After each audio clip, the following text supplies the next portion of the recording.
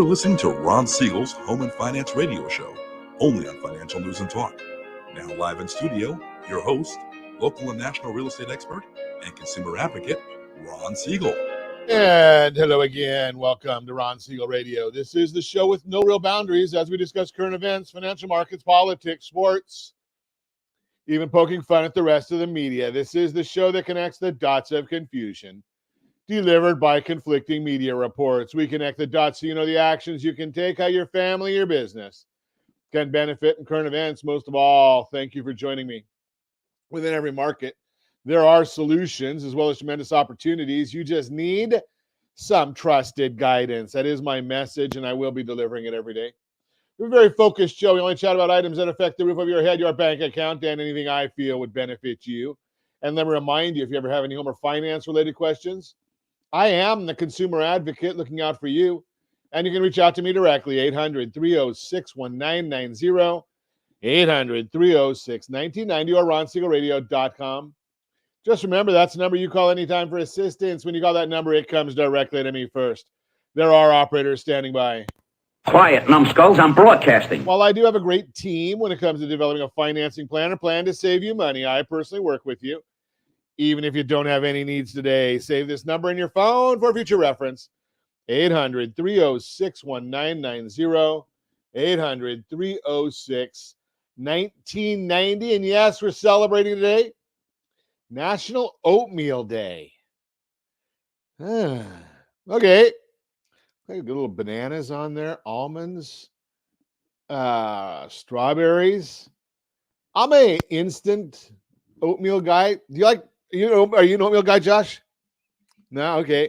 The instant one is brown sugar and cinnamon. So, that's almost like candy. So I guess that's where I head with it. But I used to do Coach's Oats. That used to be good too.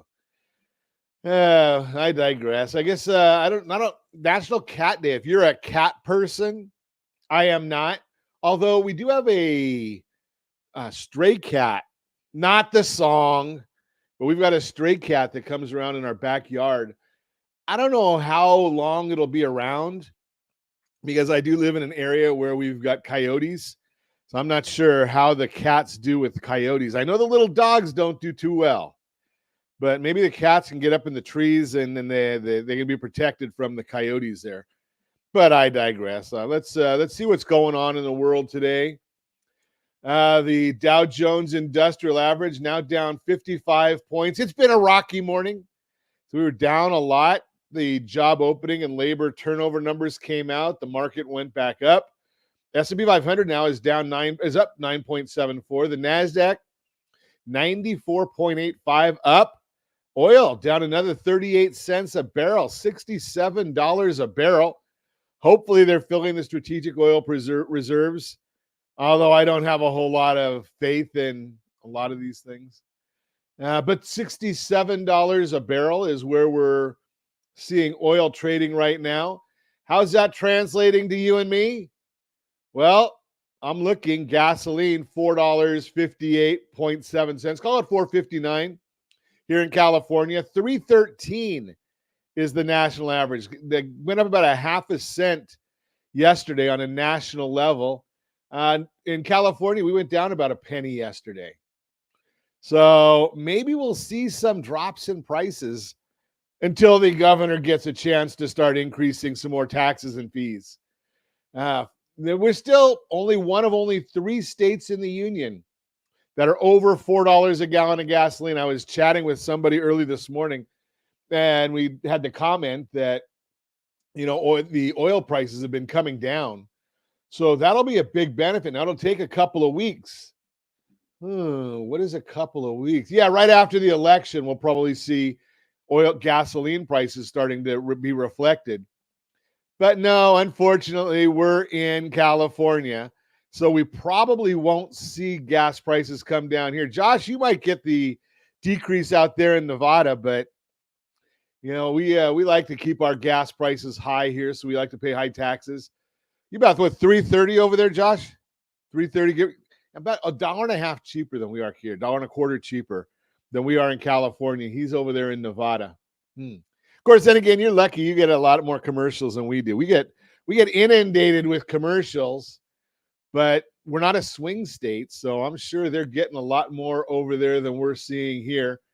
And we're seeing a lot of big numbers coming out. It's going to be interesting to see. I've shared with some folks, and you look back and, I look at history and I hear all these people talking about all these things are going to happen if Trump wins.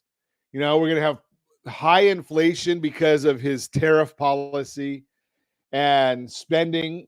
Well, the real truth is, does it matter which party wins when it comes to spending?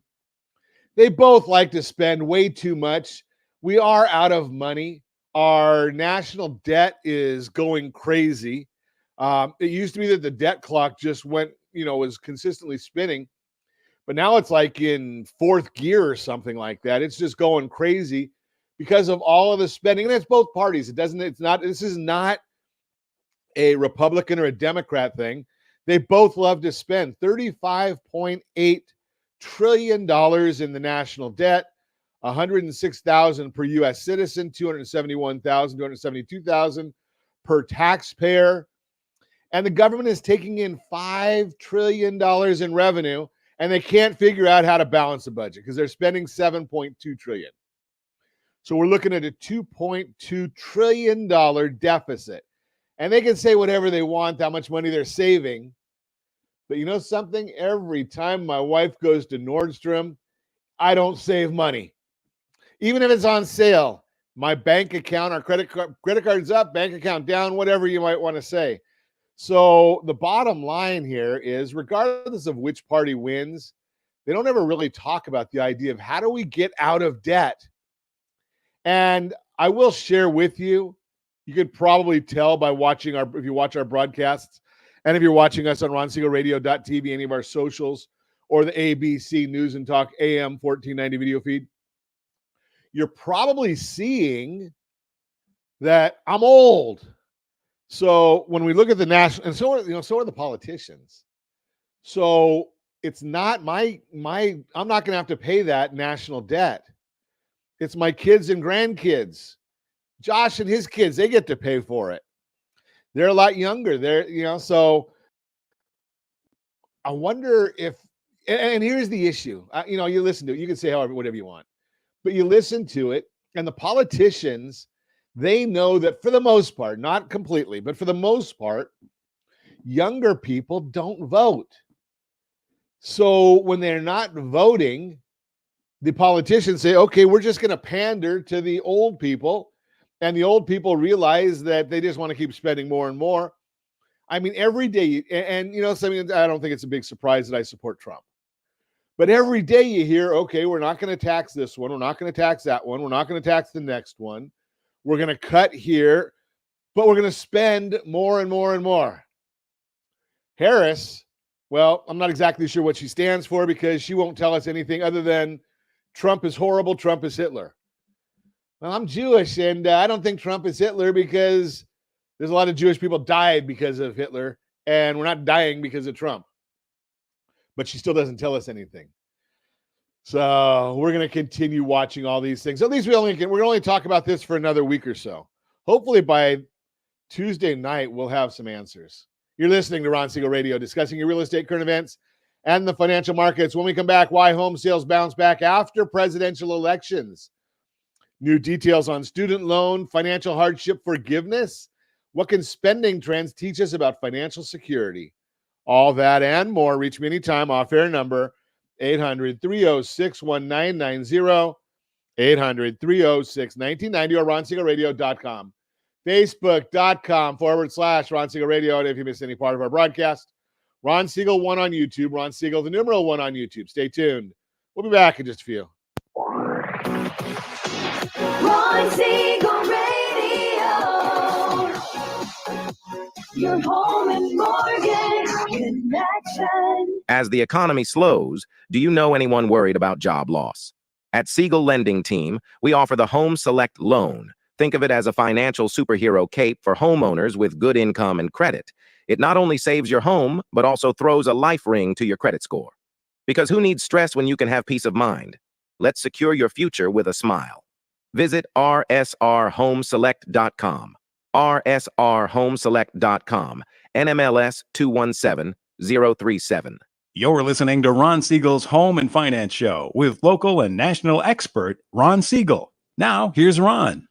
Welcome back to Ron Siegel Radio. Within every market, there are solutions as well as tremendous opportunities. You just need some trusted guidance. That is my message, and I will be delivering it every day on Ron Siegel Radio or anytime at 800-306-1990, 800-306-1990. The Mortgage Minute today being brought to you by our friends at Geneva Financial. When you're ready for that next home loan, Geneva's got the programs and the products. You just need to make the call. 800-306-1990, 800-306-1990. And every day at this time, OBMMI. They provide the most comprehensive, accurate, timely, and interactive analysis of pricing ever conducted in the mortgage industry, calculated from actual locked rates with consumers across 35% of all mortgage transactions nationwide. They do not tell us points paid. They do not tell us points received.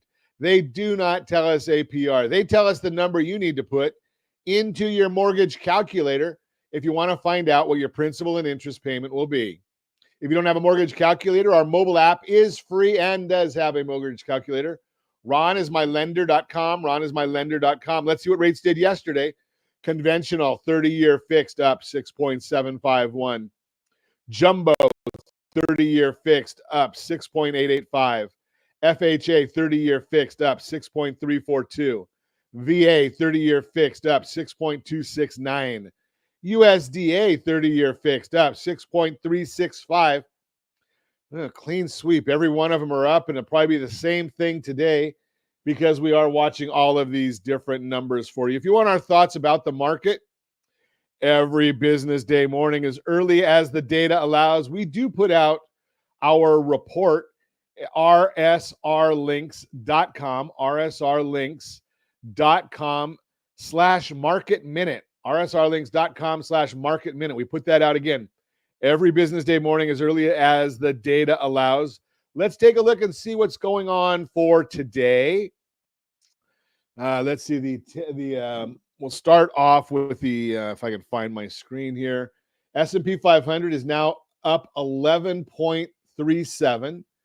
And we see the 10-year Treasury is up 0.37. That's at 4.318. Mortgage-backed securities are down 4 basis points. So that means rates are up again. Not good. But what's driving all of this? Well, this morning, we got the JOLTS report. What is the JOLTS report? That is the job opening and labor turnover report that we get once a month. This is the number for September. Showed the job openings fell from a downwardly revised 7.861. Originally, it was 8.2 to 7.443 million, which was weaker than estimates of 8 million. That's a decline of 500,000 job openings, or a 7% decline from the originally reported figure. Quit rate remained at 1.9%, which is the lowest level since 2015 when removing COVID. This shows weakness in the labor market, as a lower quit rate means less people feel confident about getting a new job, less poaching from other companies. Looking deeper at some of the sectors, a lot of things don't make sense when comparing the BLS jobs report. Yeah. Do we ever find any logic in the BLS jobs report anymore? That report is just kind of crazy. Surprise. JOLTS openings in government jobs in JOLTS, negative 132,000. Hires are down 22,000. In BLS, it was up 31,000. The household number was up 785,000. Leisure and hospitality in JOLTS openings, down 111,000. Hires were down 1,000. And the BLS establishment was up 78,000. Clearly, the government job openings and hires within the JOLTS report were negative, yet in the BLS, we saw a huge spike of 785,000 in the household survey, where the unemployment rate comes from.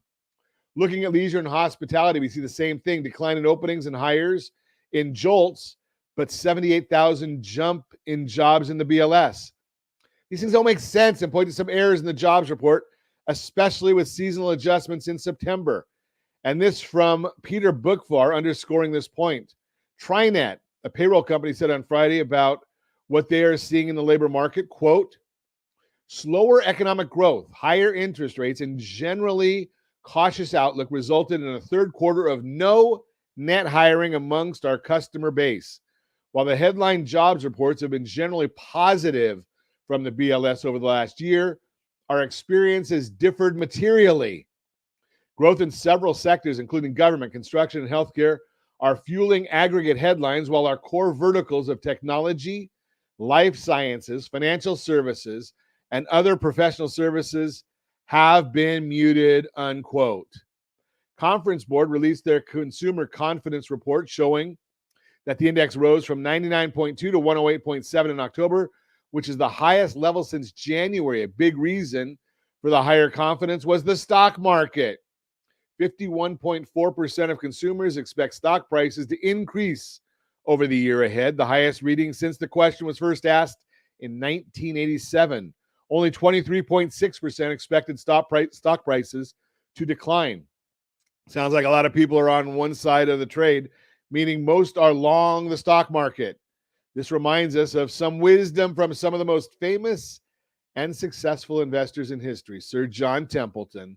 The most pessimistic times are the best times to buy. The most optimistic times are the best times to sell. Peter Lynch. Invest in what you know.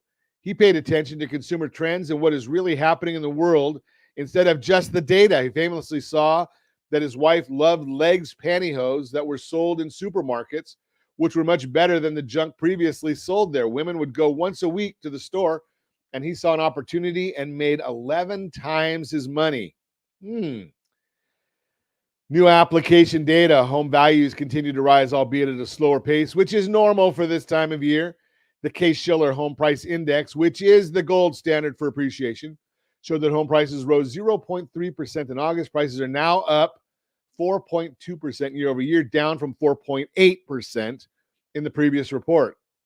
The 10 and 20 city indices were higher than nationwide figures, showing that big cities are outperforming the rest of the nation. Additionally, lower priced homes appreciated at a faster rate than the overall market, which makes sense as there is greater demand. The 10 city index is up 6% year over year, and the 20 city is up 5.2%. Leading the way with price gains was New York City, Las Vegas, and Chicago. The lowest price gains were seen in Denver, but prices are still higher. FHFA, the Federal Housing Finance Agency, released their house price index, which measures home price appreciation on single-family homes with conforming loan limits. Different than Case-Shiller, it does not include cash buyers or jumbo loans. The FHFA reported that home prices rose 0.3% in August and are up 4.2% year over year, which is down from 5.1% in the previous report. Home prices are continuing to appreciate, albeit at a slower pace than earlier in the year. If rates come back down, as we are expecting, it will likely drive more demand and potentially accelerate the home price gains. Apartment List Rental Report. They reported their national rent report showing that new rents declined 0.7% in October and are still down 0.7% year over year. We typically see rental prices cool around this time of year, so this trend should continue in the coming months eventually. This should filter its way into the inflation reports and cause shelter to decelerate. That would be a good thing. Oil prices are falling once again, testing support at the $67 a barrel price. If oil prices get under this level, they may test the September low of $65.29 a barrel. This will help inflation as oil prices find their way into everything. Every good has to be either manufactured or shipped using oil. That's the Mortgage Minute, brought to you by our friends at Geneva Financial. When you're ready for that next home loan, Geneva's got the programs and the products. You just need to make the call, 800-306-1990, 800-306-1990. Some really good stuff right there. So why is oil prices dropping like that? And why are the markets going up? Now, a lot of folks don't want you to understand this part of it. Everybody, almost everybody, is invested in the stock market. If you have a 401k, if you have an IRA, if you invest in IULs, almost everybody has some sort of a retirement plan, and they're all invested in the stock market. So when you're hearing things like the Democrat side is saying right now about taxing capital gains more, well, that's a tax on our seniors. Why? Well, because what happens is when you get to 70 and a half, age 70 and a half, for the most part, I mean, don't hold me to the exact numbers, but you have to start taking distributions from your IRA and your 401k. When you take those distributions, they're taxed. Those are capital gains. Well, if it's a capital gains tax, maybe it's going to be at a higher number. You got to be careful of these things because they say, well, only the rich are in the stock market. Well, that's not true. Only those who want to retire comfortably are in the stock market. Now, there are some folks, and I've been sharing this for a long time. I'm a big proponent for myself. I can't give financial advice of using index universal life insurance policies because they've got protection on the downside. They cap you on the upside, but I'll take that if I don't have to worry about losing money. And who have some of the biggest portfolios in the world? Oh, yeah, it's the insurance companies. So if they've got these massive portfolios, they're watching the stock market as well. They're moving money between stocks and bonds and crypto and commodities because they want to get more money out of it. Now, if it's an index universal life, there is an index that it's invested in, so it doesn't have as much expense. But the bottom line is, watch out for some of these things. You're listening to Ron Siegel Radio, discussing your real estate, current events, and the financial markets. When we come back, why home sales bounce back after presidential elections, new details on student loan financial hardship forgiveness. What can spending trends teach us about financial security? All that and more. Reach me anytime. Off-air number 800-306-1990, 800-306-1990, or ronsiegelradio.com. Facebook.com/Ron Siegel Radio. And if you miss any part of our broadcast, Ron Siegel 1 on YouTube, Ron Siegel, the numeral 1 on YouTube. Stay tuned. We'll be back in just a few. Ron Siegel Radio. Your home and mortgage connection. Confused about the home buying process? Or curious how much you really know about buying a home? Take the First Home IQ quiz to test your understanding of buying a home. Created by the nonprofit First Home IQ, this 5-minute quiz will give you a score, what you missed, and why. Take the quiz in 5 minutes at rsrlinks.com/FHIQ and find out what you need to know about buying your first home. That's rsrlinks.com/FHIQ. You're listening to Ron Siegel's Home and Finance Show with local and national expert Ron Siegel. Now, here's Ron. Welcome back to Ron Siegel Radio. Within every market, there are solutions as well as tremendous opportunities. You just need some trusted guidance. That is my message, and I will be delivering it every day on Ron Siegel Radio or anytime at 800-306-1990, 800-306-1990. The real-time real estate segment today being brought to you by rsrmoney.com, rsrmoney.com. Why home sales bounce back after presidential elections. Let's take a look and see what they're going to tell us about this. We got a lot of good information here. With the 2024 presidential election fast approaching, you might be wondering what impact, if any, it's having on the housing market. Let's break it down. Election years bring a temporary slowdown. In any given year, home sales slow down slightly in the fall. It's a typical seasonal trend. However, according to data from BTIG, in election years, there's usually a slightly larger dip in home sales in the month leading up to the election day. If you're watching us on ronsiegelradio.tv, any of our socials, or the ABC News and Talk, AM 1490, FM 98.1 video feeds, you're seeing a chart. The presidential election years going back to 1993, averaging down 9.8%. Non-presidential election years. The presidential election years, home sales October to November is down 15%. Why? Simple, it's uncertainty. Many consumers hold off on making major decisions or purchases while they wait to see how the election will play out. It's a pattern that shows up time and time again, and it's particularly apparent for buyers and sellers in the housing market. This year is no different.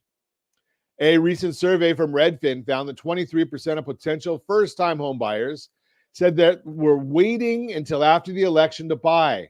That's nearly a quarter of first-time buyers hitting the pause button, likely due to the same feelings of uncertainty. Home sales bounce back after the election. The good news is these delayed sales aren't lost forever. They're just postponed. History shows sales trends tends to rebound after the election is over.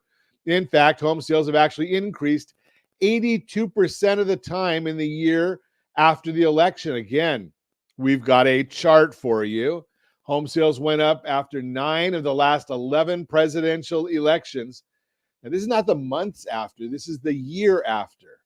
So they do go up. That's because once the election dust settles, buyers and sellers have a sense of what's already ahead and generally feel more confident moving forward with their decisions.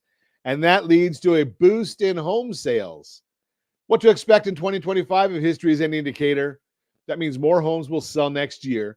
And based on the latest forecasts, that's exactly what you should expect. Another graph, the housing market is on pace to sell a total of 4.6 million homes this year, and projections are for 5.2 million total sales next year. And that aligns with the typical pattern of post-election rebounds. So, while it might feel like the market is slowing down right now, it's more of a temporary dip rather than a long-term trend, as has been the case before. Once the election uncertainty passes, buyers and sellers will return to the market. Bottom line, it's important to remember that while election years often bring a short-term slowdown in the housing market, the pause is usually temporary. Those sales are not lost. Data shows home sales typically increase the year after a presidential election, and current forecasts indicate 2025 will be no different. If you're waiting for a clearer picture before making a move, just know that the market is expected to pick up speed in the months ahead. That's the real-time real estate segment brought to you by rsrmoney.com, rsrmoney.com. And if you want me to put you in touch with some real estate people in your area, and yes, I know this is the World Wide Web. I only know people throughout the United States, and we can help you put you in touch with some of them who might be able to help you find out what makes sense for you, how to reach your goals. We start off with the financing picture and move from there. Again, that is the real-time real estate segment brought to you by rsrmoney.com. Hey, Borrow Smart segment brought to you by rsrhomeselect.com, rsrhomeselect.com. What can spending trends teach us about financial security, insights for homeowners and first-time buyers?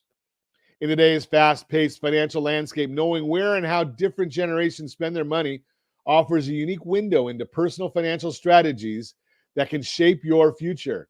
Whether you're a first-time home buyer or planning for retirement, understanding these trends can help you make more informed decisions about your debt, home investments, and long-term financial security. On Ron Siegel Radio, we believe that smart financial planning starts with knowing how to manage your resources, whether you're 25 or 52. Generation Z and their financial priorities. Generation Z, known for their tech-savvy lifestyle and being relatively new to the workforce, has some surprising spending habits. Despite having one of the lowest average incomes, Gen Z allocates a significant portion of their spending to dining out. This might seem counterintuitive for a generation earning less than their older counterparts, but it reflects a lifestyle prioritizing experiences over long-term financial commitments. For first-time home buyers in this age group, the spending trend raises a flag. Are you sacrificing long-term financial security for short-term gratification? Dining out is great, but strategic debt management can give you the flexibility to enjoy life while still saving for your first home. As a certified liability advisor, I help families build wealth by understanding these patterns and reshaping their financial priorities. Millennials, balancing home ownership and daily expenses. Millennials, now well into their careers, face a unique challenge. Many are balancing the desire for home ownership with high living costs, student loan debt, and daily expenses. Millennials spend a significant chunk of their income on housing, which makes sense given their life stage, but this often leaves little room for retirement planning or paying down existing debt. For millennials considering buying their first home, the key is in managing this balance. As I often say on the show, your home should be part of your wealth building strategy, not a financial drain.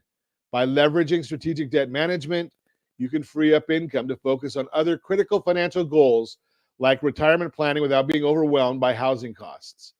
Generation X, preparing for the future.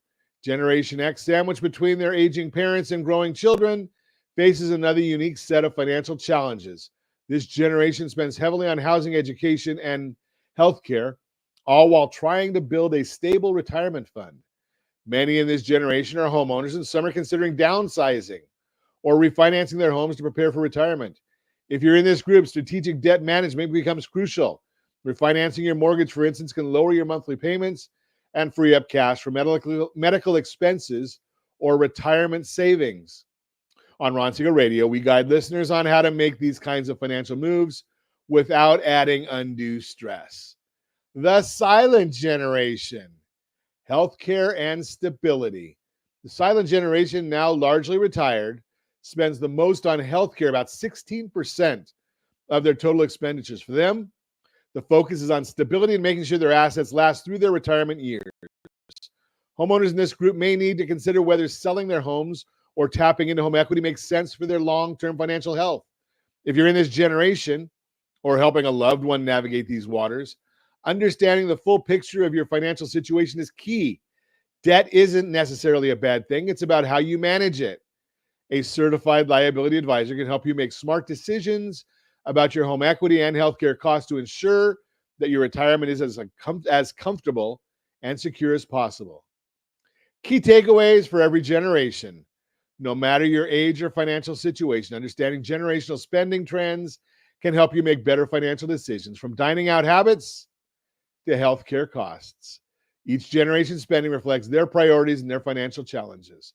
At Ron Siegel Radio, we're here to guide you through these challenges, whether you're buying your first home, planning for retirement, or just trying to balance your monthly budget. As a certified liability advisor, I help families like yours build wealth through strategic debt management, ensuring that every dollar you spend works toward a more secure financial future. Remember, financial success isn't just about making money, it's about managing what you have. Got to tune in to Ron Siegel Radio every day to learn more about how you can take control of your financial future. That is the Borrow Smart segment, brought to you by rsrhomeselect.com. rsrhomeselect.com. You're listening to Ron Siegel Radio, discussing your real estate, current events, and the financial markets. When we come back, November smart buys and budget savvy skips, money regrets of 2024, and new details on student loan financial hardship forgiveness, all that and more. Reach me anytime, off-air number 800-306-1990, 800-306-1990, or ronsiegelradio.com, facebook.com/Ron Siegel Radio. And if you miss any part of our broadcast, Ron Siegel 1 on YouTube, Ron Siegel, the numeral 1 on YouTube. Stay tuned. We'll be back in just a few. Ron Siegel Radio, your home and mortgage connection. 79% of all credit reports have errors that should be corrected through factual disputing. You could be saving thousands every year if your report was accurate. CreditSanitizer.com provides a free credit report audit when you furnish a specific $1 credit report. You can use this information to request corrections to your report and potentially save thousands of dollars. Get your free credit audit at CreditSanitizer.com. That's CreditSanitizer.com for a free credit report audit. CreditSanitizer.com. You're listening to Ron Siegel's Home and Finance Show with local and national expert Ron Siegel. Now, here's Ron. Welcome back to Ron Siegel Radio. Within every market, there are solutions, as well as tremendous opportunities. You just need some trusted guidance. That is my message, and I will be delivering it every day on Ron Siegel Radio or anytime at 800-306-1990, 800-306-1990. 1990. The Borrow Smart segment today being brought to you by rsrhomeselect.com. rsrhomeselect.com. Money regrets of 2024. How to start 2025 on a strong financial footing. As we approach the end of 2024, a recent NerdWallet survey shows that many Americans are reflecting on missed financial goals, with 69% reporting money regrets this year. From not saving enough to overspending and neglecting credit scores, financial setbacks affect nearly every generation. Though they hit younger adults like Gen Z the hardest, if you share some of these regrets, don't worry. There are actionable steps you can take to start the new year on a positive financial note. Here's a look at common regrets and ways to turn them around. Number one regret: not saving for emergencies and financial goals. Nearly 3 in 10 Americans regret not setting aside enough for emergencies, and 27% wish they'd saved more for key financial goals like retirement or a home down payment. Putting off savings can lead to stress and uncertainty, especially in times of unexpected expenses. Action steps: automate your savings. Many people attempt to save by setting aside what's left at the end of the month instead of paying yourself first. By automating a portion of your income to go directly into a savings account, set up an automatic transfer from checking to savings on payday, or if possible, split your direct deposit into both accounts. This shift in mindset allows you to prioritize savings and spend what's left over, increasing your chances of meeting your goals. Number two, regret overspending on entertainment. A quarter of respondents, particularly younger adults, regret overspending on leisure activities like dining out, concerts, and travel. While experiences are valuable, excessive spending in this category constrain budgets and limit future financial options. Action steps: limit outings instead of budgets. If traditional budgeting doesn't curb your spending, consider setting limits on the frequency of outings rather than on the dollar amount. For example, instead of a monthly entertainment budget, you could allow yourself a set number of weekly dinners out or monthly events. By prioritizing specific outings, you'll likely spend less overall while still enjoying your favorite experiences. Track your progress over the next few months to see how this approach impacts your spending. Number three regret: neglecting credit score improvement. Over 1 in 5 Americans regret not taking steps to improve their credit score, which can affect everything from loan approvals to interest rates. Building and maintaining a healthy credit score is key to financial security and better financing options in the future. The action steps: focus on payment timeliness and credit utilization. Two of the largest factors influencing your credit score are payment history and credit utilization. Make on-time payments by setting up automatic reminders or scheduling payments directly. Try to keep your credit utilization, that's how much you use of your credit limit you're using, below 30% for best results. Remember, rsrccpayment.com. rsrccpayment.com. We show you how to do all of this right there. If your credit still doesn't improve, check for potential errors on your credit report, which you can access for free through annualcreditreport.com. Or you can find out your true FICO score just by going to cleanall3.com, cleanall3.com. Starting fresh in 2025. Reflecting on financial regrets is valuable, but it's essential to use these insights to create an action plan for the new year. Begin by establishing financial goals, even small ones, and track your progress. Adjusting your approach to saving, spending, and credit management now can make a meaningful difference in the year ahead. Remember, if you're looking for a more structured approach to wealth building, I'm here to help. As a certified liability advisor, I specialize in strategic debt management, helping families reach their financial goals. Whether you're tackling credit issues, saving for retirement, or planning to buy a home, we can create a roadmap to help you succeed in 2025. That is the Borrow Smart segment, brought to you by rsrhomeselect.com, rsrhomeselect.com. Your Credit Matters segment today being brought to you by what do we have on that one later, Josh? rsrnodebt.com, rsrnodebt.com. We like no debt, or we only like good debt. New details on student loan financial hardship forgiveness. What you need to know and do. If you're a student loan borrower facing financial struggles, recent news from the Department of Education might offer a glimmer of hope. Up to 8 million borrowers dealing with persistent financial burdens, such as unexpected medical bills, family caregiving costs, or the economic fallout of natural disasters, could potentially see relief under a new federal student loan forgiveness proposal. However, this program is not yet a sure thing, with legal challenges and political hurdles ahead. What is the financial hardship forgiveness proposal? The hardship forgiveness proposal is part of President Biden's Plan B for student loan forgiveness, introduced in June 2023 after the Supreme Court blocked the initial forgiveness plan that aimed to cancel up to $20,000 in student debt. The Department of Education has been working on the proposal's details and announced new criteria in October 2024.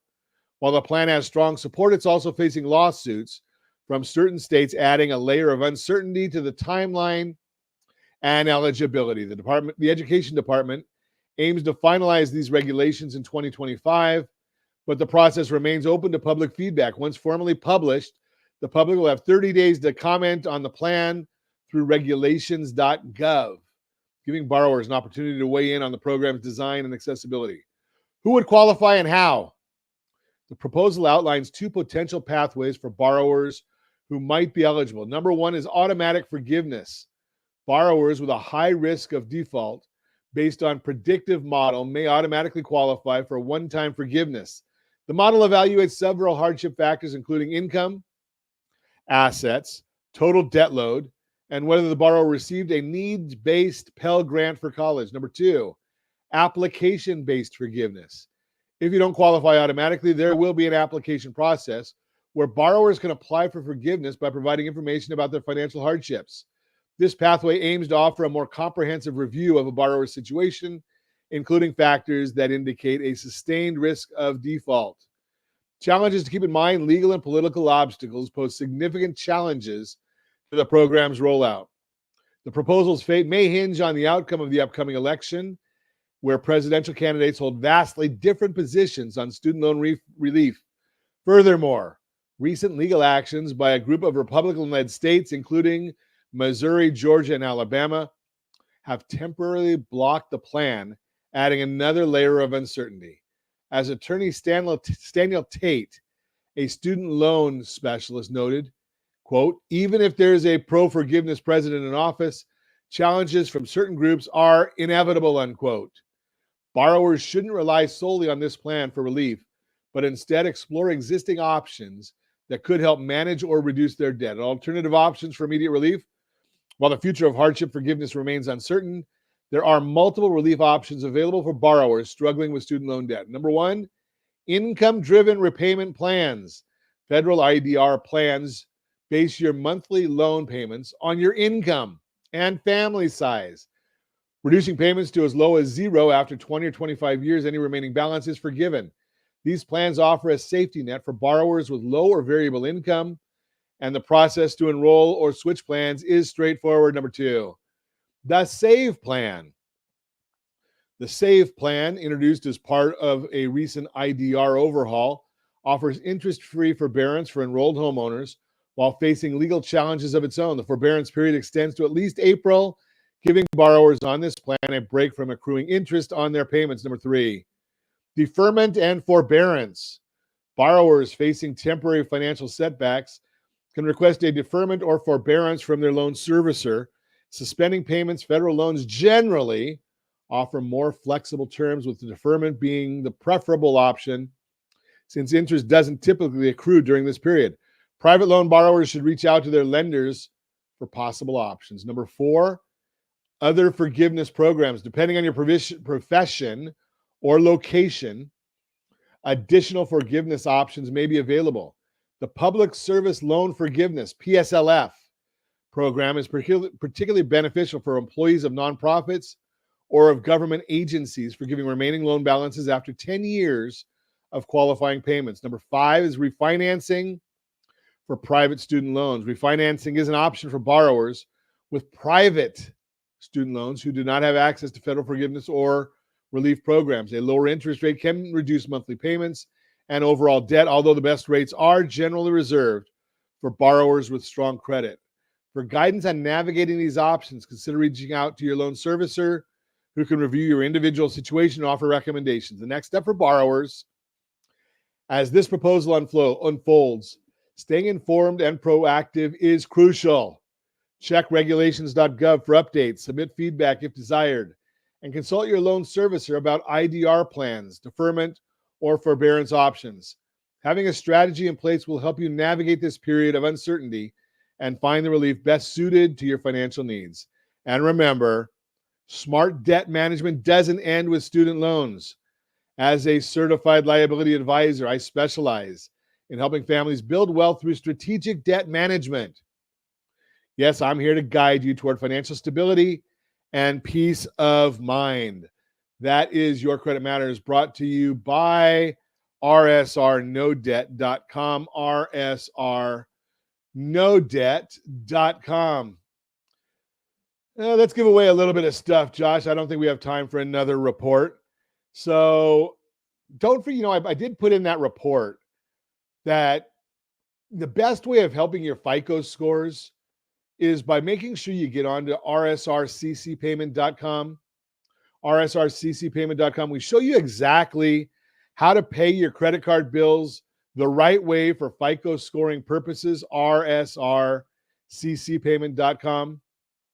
And right now, with interest rates going up, I'll tell you, there's nothing better than going and doing the two-step, rsr2step.com, rsr2step.com. What is it? Well, we take a look at the equity in your property. And yes, we know that your interest rate may go up, but your interest expense will probably drop. Yes, the dollars out of your pocket every month will drop potentially. We get all your bills paid off using some of that equity. Yes, you may have a higher interest rate on your mortgage, but your household payments will go down. Otherwise, it doesn't make sense to do it. And then 6 or 12 months from now, when interest rates are lower, if they are, as we expect they should be, what we're going to do at that point is restructure into a new longer-term loan. Your FICO scores should be better if we're paying off the debt if you don't run it back up again. Hopefully, interest rates will be better, so you'll be better off there for restructuring. And your total debt should be lower. Why? Because we're going to end up going in there and we're going to say, okay, the money that you're saving in dollars, we're going to apply that to your principal of your existing loan, of that new loan. Just throw that out there for you. rsr2step.com, rsr2step.com. We lay the entire process out just for you. And as always, I suggest set that first radio preset button to come back here and join Ron Siegel Radio, where we only speak about items affecting your house and your bank account. Thanks to all of our sponsors. A big thanks to Josh and Sean who are engineering us today. And of course, a special thanks to you for spending a little bit of your day with us. That's all for Ron Siegel Radio. Again, if you have any questions or to meet any of our guests, call me anytime. 800-306-1990. 800-306-1990 at ronsiegelradio.com. And remember, make a lot of money so you can help a lot of people and have a lot of fun. Have a great day. We'll talk to you next time.